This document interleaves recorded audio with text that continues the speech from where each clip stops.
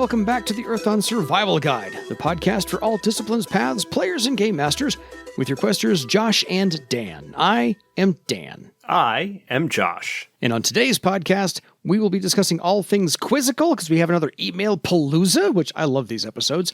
So if you have a question for us, or Lou, or Josh, because we actually are going to have an answer from Lou first before we get to much else, please email us at edsgpodcast@gmail.com, or go to anchor.fm and leave us a voicemail, because we will plop your lovely voice into our feed and let someone other than me or Josh talk for a while, and we'll get to there as well. So how you doing, Josh? I'm doing okay.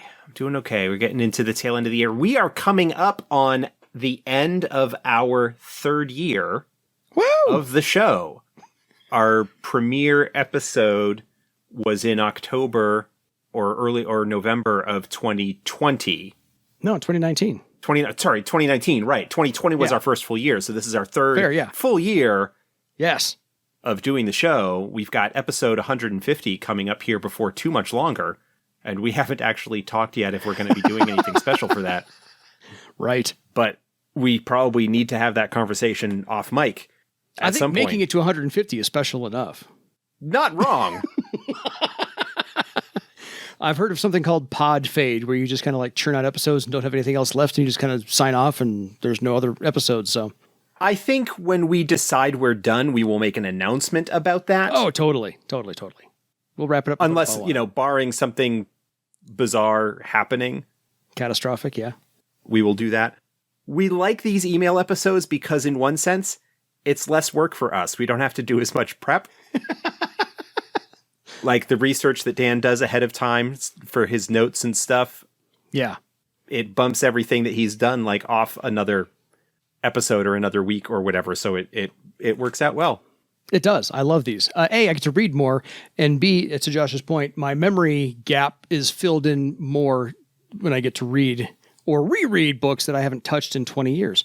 So all is well. So that being said, Lou actually answered us on the Earthdawn Guild forum about the last episode, where he says... Yeah, Lou keeps up with the episodes. We asked in the episode that dropped last week as we are recording this, the first of the horrors episode where we talked about the various constructs. And the question was like, were the Jehuthra and the Spectral Dancer created for Mists of Betrayal, or were they created from the book and just used in that adventure? And Lou addressed that. He did. He said, started listening to the newest episode of the Earthdawn Survival Guide podcast about House Contention today, and it reminded me that I hadn't yet answered a question that Josh and Dan asked in the previous episode about horror constructs. They noted that both Jehuthra and the Spectral Dancer appeared in Mists of Betrayal and in the core rulebook, and they wondered where the two creatures originated. In other words, did the designer of Mists of Betrayal take those creatures from the core rules, or did we pull those creatures from Mists of Betrayal and include them in the core rules? Both of those creatures were first introduced in the core rules. Actually, the first appearance of the Jehuthra was the cover of the second promotional flyer released in the months leading up to the release of the game. I had that on the back of a magazine somewhere. When we hired John Terra to write Mists of Betrayal, I sent him a copy of the core rules. I don't recall at what stage the book was in, but the text was probably close to final, and he chose to include Jehuthra and a Spectral Dancer in the adventure. His working title for the adventure was Blood Journey. I don't recall specifically why we changed the name, but I seem to recall it had something to do with avoiding the word blood in the title. We would obviously eventually use that word when talking about the Bloodwood, but this was very early in the life of the game line, and we were likely being overly cautious.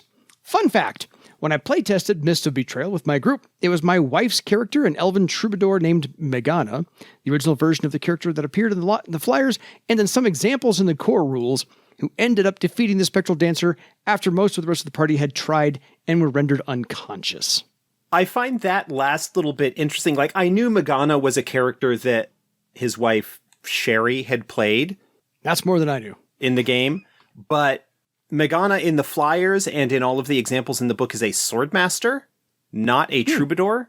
So when he's saying it's like an original, like the original version may have been a troubadour, and then they did a swordmaster. That little bit of things I'm not sure about, but no, yeah, fair.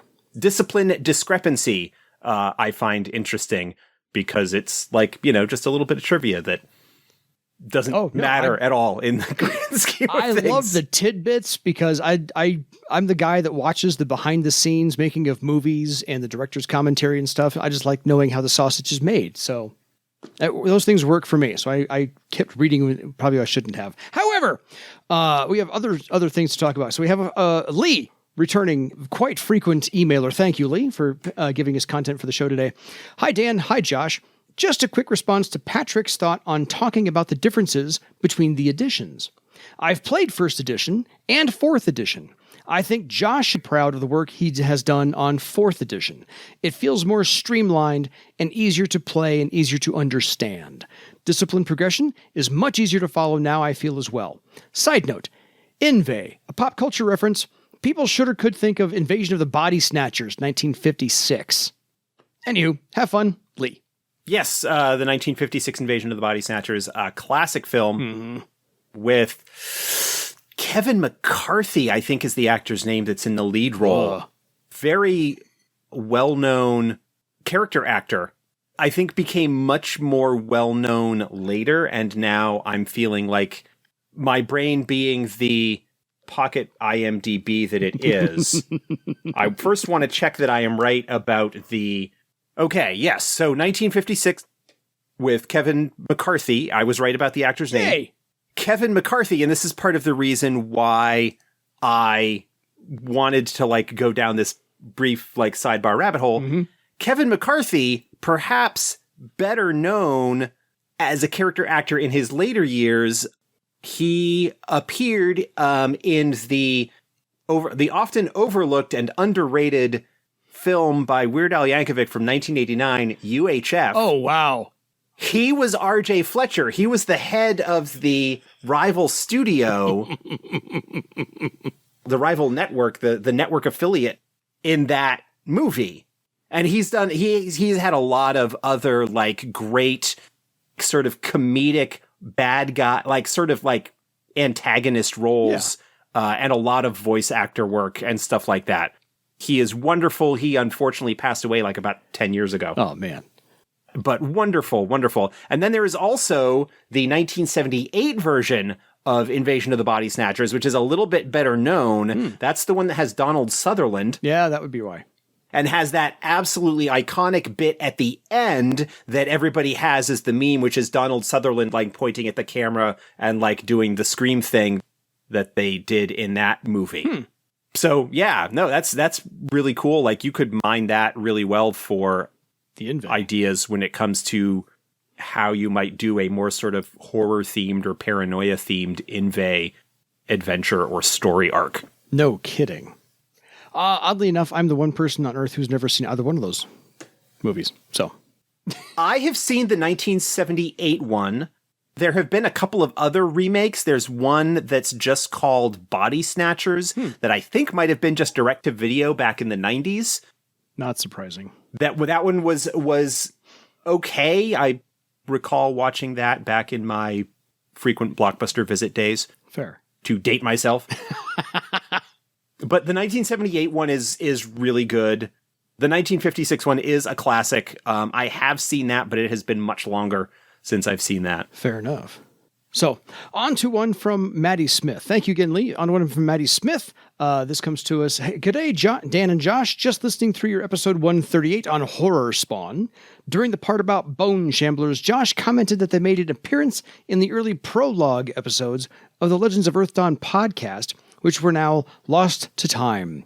These lost episodes were made available again a couple of years ago, rehosted in a new RSS feed by Carlton, who GM'd those first Kira Synok episodes, and creator of, amongst other things, the Exploding Dice Bot with Cliff's permission. He has included the RSS feed. I think Josh might include those in the show notes, so if anybody wants to listen to those, they can go find them. Unfortunately, some of the links in the feed are broken, omitting the .mp3 file extension required to make them whole, but that's easily remedied if you get them links into your browser and add the extensions manually. Incidentally, the short-lived third group of players and the Tales of Travar episodes from those early days were also rehosted at this RSS feed. There will be 2 feeds in your show notes. As always, thanks for the informative and entertaining podcast. Looking forward to many more to come. Warm regards, Maddie Smith, First Circle Game Master, First Circle Podcaster. Yeah, Maddie was I believe on a panel I did at FreedoniaCon, not the most recent one, so the one back in 2021, I did a panel about actual play podcasting. Yeah. And I think Maddie was one of the guests on that. I could be mistaken. That rings a bell. But yeah, that does ring a bell. Yes, I will try to remember to at least have those links in the show notes. Fair. And even less likely try to remember to drop them as links when I announce the episode on Twitter, so that those will be directly available there. We'll see how Josh's memory works in the upcoming weeks. On to one we got from Aaron. This is about ghoul venom. So hi guys, as always, love the podcast. The work you guys are doing is informative, entertaining, and most importantly, devious game master plot inspiring. I have a few... Our work here is done. Exactly. Call it a night. I have a few quick questions on ghoul venom. 1, can you be affected by multiple ghoul venom? I.e., you get hit by 2 attacks from 2 separate ghouls. On your next turn, do you take 2 lots of venom damage on top of any additional attacks coming in from the ghouls? Yes. Sounds right, since you have to kill the one ghoul to get it to stop. I mean, ultimately, it depends how you want to handle the stacking of that sort of thing. Normally, when you have a duplicate effect that goes onto a character, most commonly with regards to a buff spell, an enhancement spell like air armor or something, generally a little bit shorter lived, but any kind of spell or talent effect that is a duplicate. And the same goes like if you are doing taunt against an enemy, only the most effective, the highest version of that is in effect. And what can happen is that it can sort of overall extend the duration of the effect. Depending on your group, you might want to look at that when it comes to ghoul venom affecting your player characters, because multiple poisons can be really nasty. From a verisimilitude, from a realism point of view, yeah, you could have multiple effects on that to indicate that you have a higher dose in your system and therefore are being affected more quickly, more powerfully. But from a numbers standpoint, that could wind up with dead characters very, very quickly. I would say those are your 2 options. The lower circle your player characters are, the more likely I would be to not have it stack, simply to avoid lots of untimely deaths. If they are higher circle or have the resources like last chance salves and the poultices and so forth that help against poison resistance and things like that, then maybe stacking it won't be quite too bad. But I would say make the decision that makes the most sense for the scenario and just kind of stick to it. Agreed. Question number 2. As the venom is magical in nature, can this still be cured by a Calyx's poultice as per any natural poison? Yes. Asked and answered. Because the poultice is magical. Yeah. It is a magical healing aid. It is alchemical in nature. And so I absolutely think that it should provide the bonuses or benefits that it does to any other poison or venom. Sounds good to me. Question 3. Assuming you do not kill the offending ghoul, how long will the poison last? Or is this indefinite? For example, you must kill the ghoul to stop the poison. It is not indefinite. There are stats for venom in the GM's guide. Yeah. And I'm just flipping to the page now. So the ghoul venom has an interval of 6/1. If you look at the rules for poison that's earlier in the GM's guide, or you go back to the episode where he talked about poisons, the interval is the duration that the damaging effect goes in. It has 6 tests that are made, 1 test per round. The character gets a resistance test before the damage test is made each round, so there are multiple opportunities for them to shake off the effects, to resist the effects, but ultimately it will last 6 rounds. Yeah. And then when that dose is done, if they get hit again, then a new dose might start. The damage itself is permanent in the sense that it lasts until it is healed through normal healing means. But it's 6 rounds, 6 tests is the maximum that it would go if you do not kill the ghoul or successfully resist the poison ahead of time. It's a step 10 venom, so you kind of need to get lucky on your toughness roll if you don't have a boost from a magical aid of some sort. Yeah, no kidding. Because if you can make it 6 rounds, good on you. That's a lot of potential damage. It's a damage step of 10 each round. Mm-hmm. And it's not resisted by any armor, I don't believe. No, that's in your bloodstream. Like I said, having multiples of that is brutal. Exactly. Aaron goes on to finish up. I would also be keen on hearing some stories you have told around your own tables. Maybe if you were keen to share. Maybe doing a session of funny adventure tales that listeners could write in with their stories as well. Just a thought to break things up a little if you are running short on content. Safe travels, adventurers. Aaron. Well, I don't think we're in danger of running short on content anytime soon, but I think that's a cool idea. I like it. I like it too. We'd have to put it. There's one story that I have told multiple times about the exploded Dispel Magic test against the player character that I could have decided actually killed them outright based on the situation, but I won't go into that now. Fair enough. I figure if anybody writes anything in, 750 words or less. Yeah. Keep it to 750. Keep it like short and to the point. Yes. Enough setup so that we can understand the situation, but try and keep it brief. To the point. Yeah, brief. We'll start filing those away for when we do get short on content. Anyway, which is not for any time soon. So, or I mean, if we get enough of them quick enough, we might just do an episode that is those. Exactly. So we have a new one from Daniel. Not me. Seriously, not me at all. Hello, Josh and Dan. This is kind of a long one. I picked up the 4th edition Earthdawn books at Gen Con a few years ago, pre-pandemic, playing 1st edition. I was actually a contributor to the Arcane Mysteries of Barsave book way back when. I have circled back around to the system and recently picked up Mystic Paths and started catching up on your podcast as part of preparing to get a game going soon. So I'm a ways behind on episodes. Take your time, Daniel. You got a ways to go. First question. The Windmaster and Tail Dancer paths. Why do these paths require strictly melee weapons as a requirement? It seems like a more combat-oriented Beastmaster using unarmed combat would be an interesting fit for both paths. This may have been sparked by Dan's comment about tail dancing fighting style resembling the capoeira martial art and the image of a windling Windmaster swooping by slicing their opponents to death with 1,000 cuts using hawk talons for hands. Okay, I'm going to address Tail Dancer first. Yeah. I was not the system rules developer for anything in the Paths book. I contributed help with the essay writing and some of the concept fleshing out and things like that. I did, writing-wise, contribute to the Tail Dancer chapter semi-significantly. Like, I think maybe about half of it is stuff that I ended up writing. But that's beside the point. So there's a few things going on with the Tail Dancer. One is that it was originally conceived, as we discussed in the episode about it, a homebrew discipline that was created and published in the Earthdawn Journal.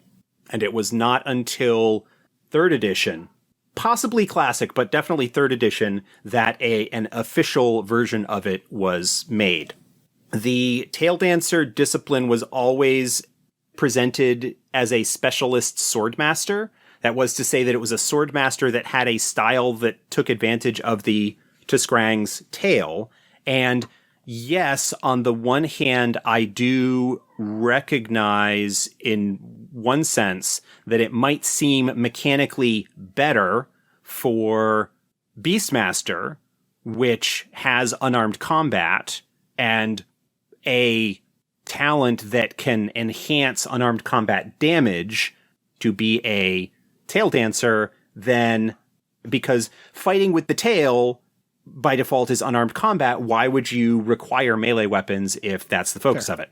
My primary response to that is that the Beastmaster is not temperamentally suited, is not societally suited within the Tuskrang culture to be a Tail Dancer, right? It doesn't kind of fit that. You also need to take into account at least a little bit that in previous editions, prior to the removal of any official restrictions, Tiskrang could not be Beastmasters in first edition. Yeah. It was a denied discipline.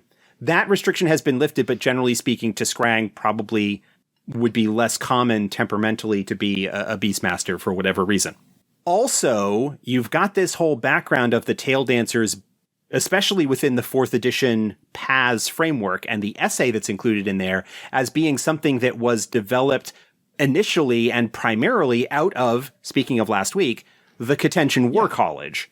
This is a special thing above and beyond the normal training, and Beastmasters are not something that are going to be trained at the Katention War College because they teach warriors and swordmasters and possibly cavalrymen. And so ultimately, the reason that there is a restriction, a requirement for melee weapons among Tail Dancers is because the society, the culture, the organization, the schools of Tail Dancers require you to know how to fight with a sword. In part because part of the style is strapping an actual weapon to your tail and fighting with it, and that is something that is tied in with melee weapons. That's my addressing of that, is that it is not rule that is there for a mechanical kind of thing so much as a reflection of the culture and style and reality within the setting that the Tail Dancers as a thing exist as. Now, there are Tail Dancers that are not necessarily part of the War College. There are potentially some schools of Tail Dancers that are part of the other Aropagoi or Great Houses or whatever. In fact, I think originally the Tail Dancer was conceived of as a purely Kistulami thing. Like, it was just the winged Tiskrang. It was not something that was available as part of the regular Tiskrang. That's how it was in the Earthdawn Journal, yes. I think actually that the term Tail Dancer might have come from I have not done the research to back this up, so I could be misremembering, but it's possible that the term Tail Dancer was originally coined or came from the Tiskrang chapter in Denizens of Earthdawn Volume 1, where they were talking about the Kistulami. And it's possible that may have been where that originated, and then somebody took that and developed the discipline for the Earthdawn Journal. I have not done the checking in terms of where things showed up there. But that's basically the reason why melee weapons is required, is because the people who are going to teach you to be a Tail Dancer require you to know how to fight with a sword, primarily because of the story of it being something that is an elite class, invite only to a big chunk of the War College, like an extra level of prestige, but also available in other Tiskrang martial traditions.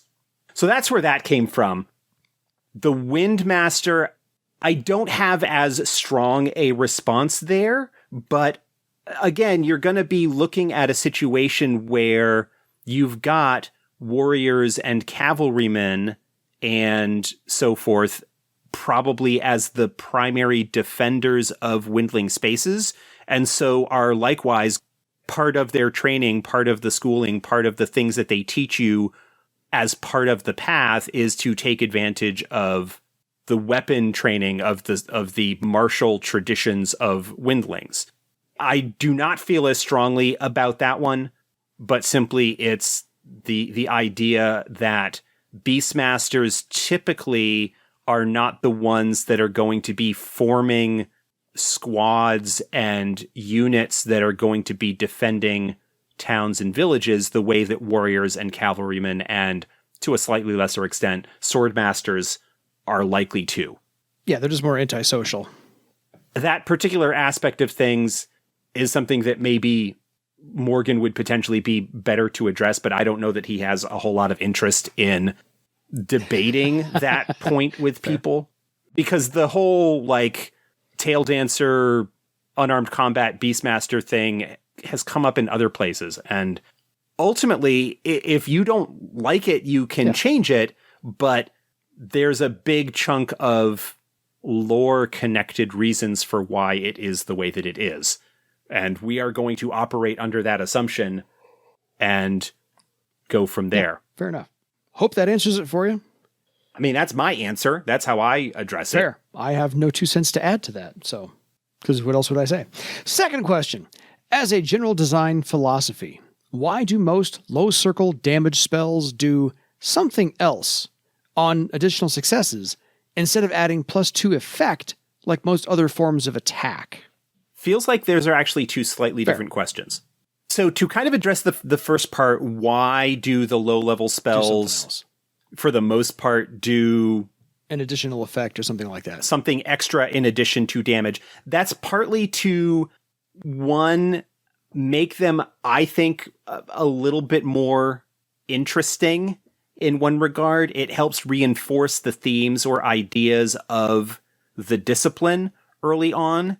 The Elementalist, for example, gets a spell that reduces armor, reduces physical armor, whereas the Nethermancer gets one that reduces mystic armor, and the Wizards, I think, reduces mystic defense, and the Illusionists provides a penalty to sensing tests or something like that. Like the secondary effect is kind of thematically flavorful with regards to the discipline.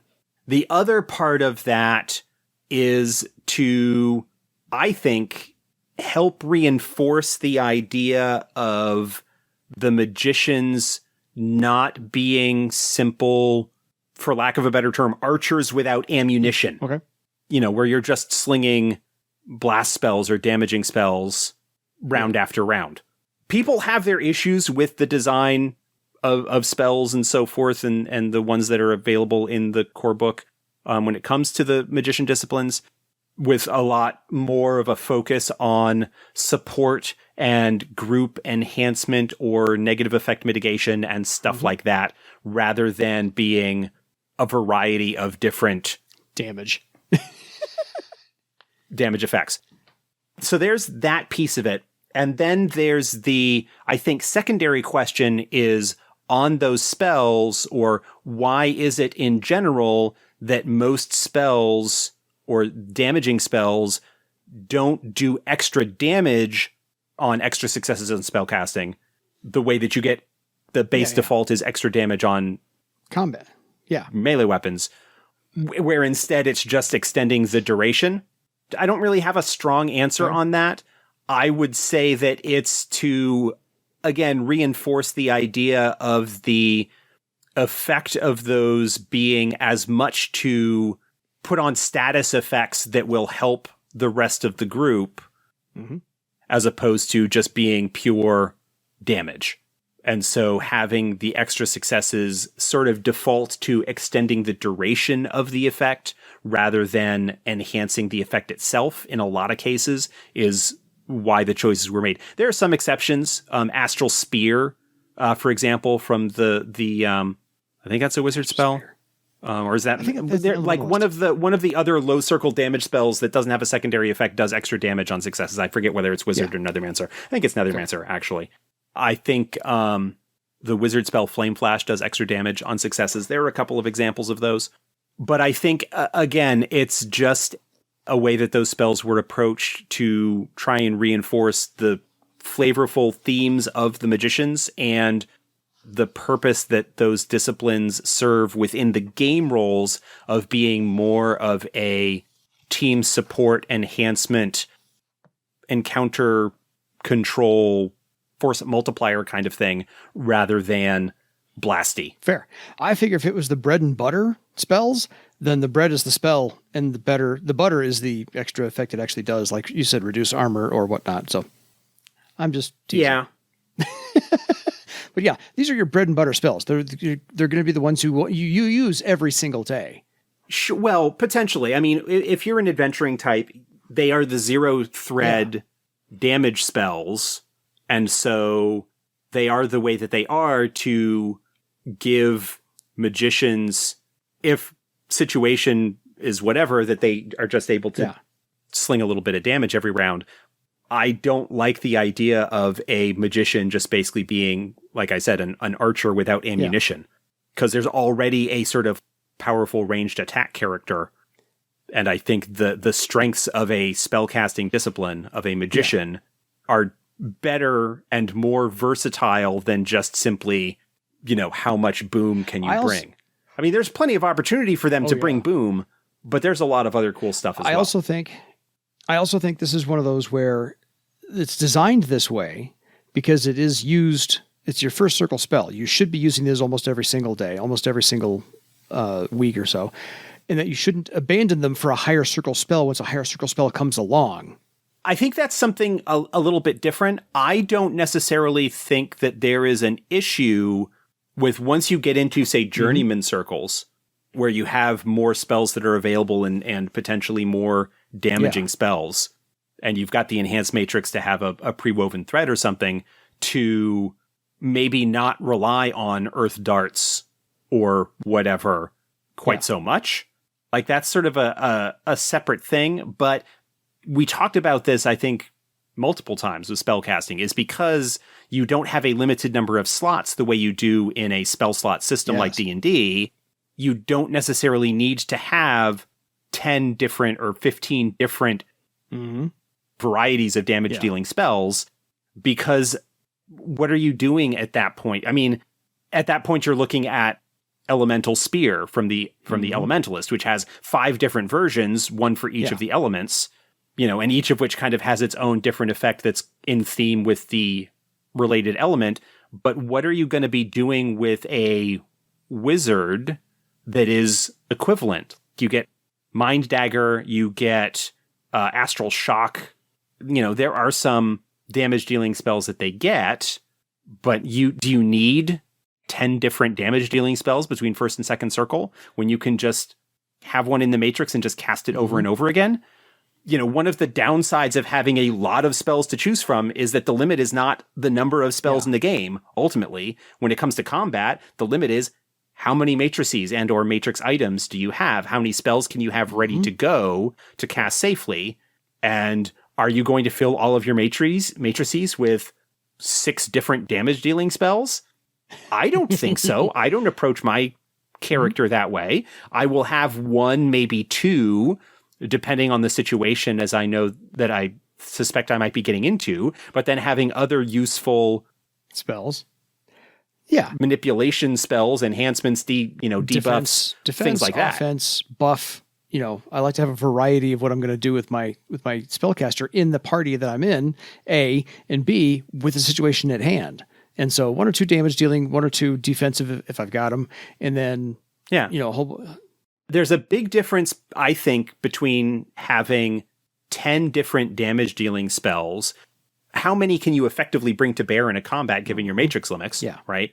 Or a wider variety of support and utility spells that you would be inclined to use outside of combat when you are not necessarily under the time pressure and can freely swap them out or cast them from your grimoire or something like that when the situation calls for it.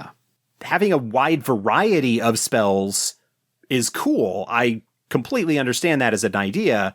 I just don't think more boom is more variety. Fair. I just don't think different boom. It's not a variety that appeals to me. I don't do a lot of work at this point on mechanical design and stuff like that. That is much more Morgan's realm of things. It's not something that appeals to me. No, I look at my spell matrices when I'm playing a spellcaster as a Swiss Army knife. What tool do I have at the right time for this situation? I'm not carrying 15 knives. I'm carrying a knife, a screwdriver, a toothpick, things like that. I always approach it as, what kind of situation are we going into, and what am I going to most want to have available right to hand, and what would it be okay if I either had to spend some time to reattune manually or wouldn't be upset by needing to reattune on the fly. So I would be a lot more inclined to, if I were playing a Nethermancer, to not necessarily have Spirit Dart in one of my matrices because it is a first circle spell. And especially if I'm 5th or 6th circle, it's going to be really easy for me to reattune on the fly to swap that spell in if I need to. Whereas I'd be more inclined to have my higher circle spells that I want to have to hand right to hand, like the spell that allows you to take the form of a Night Flyer if you have command Night Flyer as one of your talents. That is one that is a lot more handy to have ready to go in a matrix, because then you don't have to spend a round or 2 reattuning it, when somebody goes overboard from an airship. Totally. Nightflyer's Cloak. That's the name of the spell. So, bonus question. Knacks. It seems like knacks are very fertile ground for expanding the system, customizing edge talents to better fit a specific character's view of their discipline, and generally expanding the fit, feel, and utility of talents and spells. For example, many of the improved spell knacks in Mystic Paths feel like they could be generally applicable to a character's of their magician discipline and shouldn't be restricted by path. Could you perhaps discuss at some point the design philosophy behind knacks, what they should and shouldn't do for those of us considering homebrew customization, and perhaps give us a glimpse into what might be upcoming in that area in the Deeper Secrets book, hopefully coming soon? Thank you very much for producing the podcast. You guys provide a lot of insight and plethora of ideas with every episode. Daniel, hit it. So that last bit, I cannot provide any insight. I'm working on my own book. I do not have any specific ideas what is going on with what Morgan is developing for Deeper Secrets. Yeah. The only things I know are the same things that are out there in terms of the previews and whatnot that he has put out there. Not a lot with knacks, a lot more focus on spells because that's what a lot of people are more interested in. Broadly speaking, I think a knack should allow some additional functionality to a talent that would make sense or provide some kind of special maneuver or replacement of another effect, like of another talent or something like that. As an example of the latter, there are knacks for air sailing, pilot boat that allow you to, when you have a high enough rank, to sort of be able to perform the other talent because the skills and knowledge that you have as a result of air sailing would allow you conceivably to be able to operate a regular waterborne sailboat without too much trouble because the idea of it being propelled by the wind is very similar. You've just kind of going through a similar medium, right? So there's a knack that once you become skilled to a certain point, you don't need to spend a whole bunch of extra legend points to raise a skill up to a certain point in order to kind of duplicate the effects. The other is to, if there's some kind of neat trick that you think you should be able to do with melee weapons, if you are attacking somebody, that's cool. As long as what you are doing with that, in this case, does not duplicate the effects of another talent, like creating a knack for melee weapons that essentially allows you to duplicate the effects of maneuver or something like that, right? Because there's a talent already that does that. I'm not a huge knack developer. Again, I don't deal so much these days with the rules side of things. I did a lot of work on the revamp for 4th edition, but when it came to knacks and stuff like that, at that point, Morgan was doing a lot more work in that regard. The spell ones that he mentioned that are connected to paths, I don't have a problem with somebody developing a knack that is not gated behind a path if they want to for an improved spell knack of some sort. I think that's fine. There aren't really any hard rules for developing your own knacks. Not having ever really developed my own knacks, I don't have any strong insights into what would be involved. I think the first question would be, is this something that is duplicating the effect of an already existing talent or spell? And if so, is it something that makes sense as an extension of what the magic for this talent should do? Or is it starting to tread into the toes of some other ability's shtick? That's sort of the starting question that I would go from there. And then beyond that point, like figuring out what rank and the actual effects and stuff are.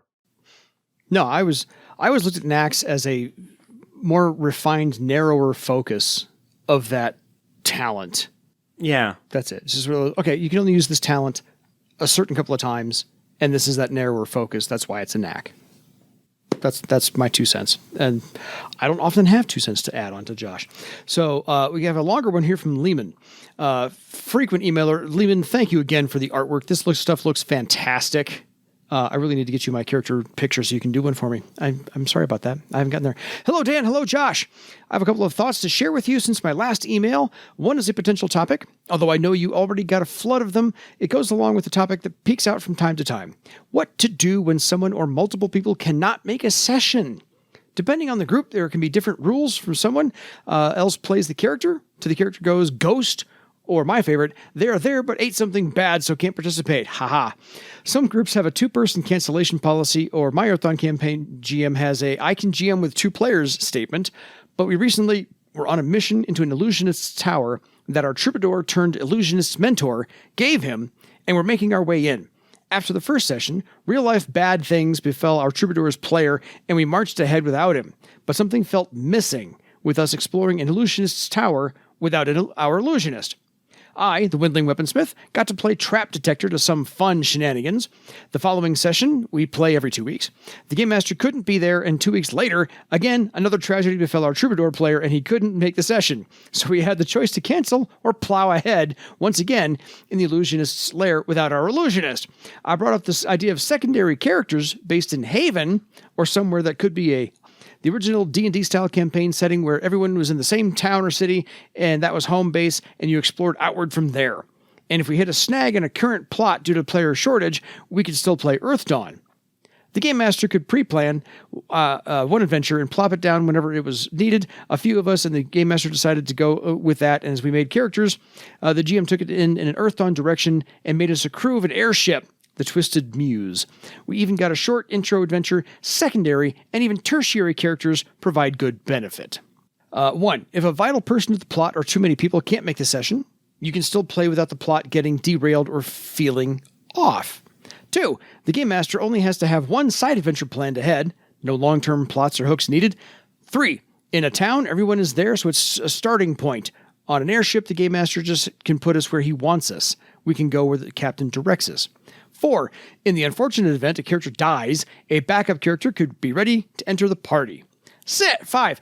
Character concepts can be explored without needed to remove an established character, such as I wanted to try an Obsidian Skyraider with a Hulk complex. He's normally calm, collected, and cordial, but when a fight starts, he releases the beast because he's always angry. Or 6. Personal. I get to make pictures of more Earthdawn characters. Anyway, I thought this might be a good idea to throw out there. I used the hometown multiple characters in my own game, and it's worked great.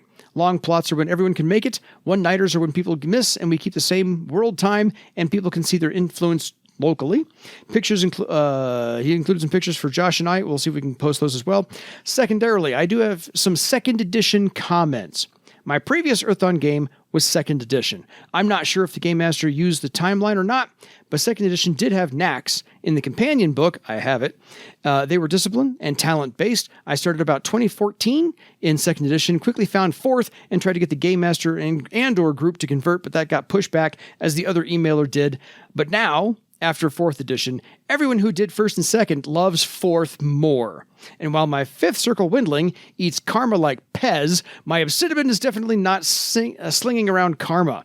And even in the main group, our 5th Circle Troll Warrior spends his carefully. The talent options is the mechanic that sold us. The not buying karma was just icing on this cake. Also, I do recall a humongous cube with pyramids and invade inside it during our 2nd edition campaign. Maybe that was an actual Living Room Games thing. Don't know. Anyway, thank you for continuing the podcast. I look forward to it every Wednesday, and I'm continuing to love Earthdawn 4th edition. Lehman. Thank you, Lehman. Yeah, I don't have a lot to add right at this moment with regards to player attendance. I think you've got some good ideas there in terms of like having secondary characters and a lower stress one-shot type situation that you can use if you are in a place where you can't easily hand wave the absence of one of the player characters. That's certainly one way to approach it. So yeah, you raised some good points with regards to that.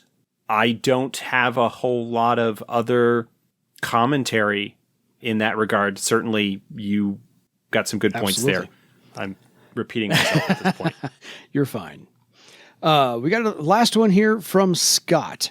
So this is also kind of a long one. Greetings, Dan and Josh. Thank you for the great information on 4th edition in your podcast and keeping alive one of the greatest RPG environments ever. I am so thrilled to come back to gaming in Bar Save. Love that it is back home with FASA, and your podcast helps that transition and getting back into it. If you like origin stories, I picked up Earthdawn in 1993 while I was in the Navy. It was new. It was not D&D. I tend to like non-mainstream more than over-commercialized stuff, and I loved Battletech by FASA. I was elected the Game Master since I bought the books, ran some sailors through Mists of Betrayal, and Infected. After getting out of the Navy in 94, moved back to Alaska and remained a wallflower fan of the whole environment of Earthdawn. I moved to North Carolina in 97, that's a move, and tried to get a steady group going around 2000. Got a couple of sessions in using Mists of Betrayal, picked up Bar Save and Parlance box sets, and it petered off. I also ran small sessions at a local gaming convention, played in one at Dragon Con and another at Gen Con around the same time. A local used books and stuff store, Ed McKay, had someone dump a bunch of first edition books and material, so I bought all that they had in the hopes of playing again one day before my pattern broke up and vanished. I have it all, a couple missing items in PDF, and I feel like a dragon hoarding a sacred treasure. Fast forward through college degrees, careers, 2 daughters, video games, and my best friend said a couple weeks ago, I would like to play something to introduce my 2 daughters to role-playing games. Thanks, Stranger Things.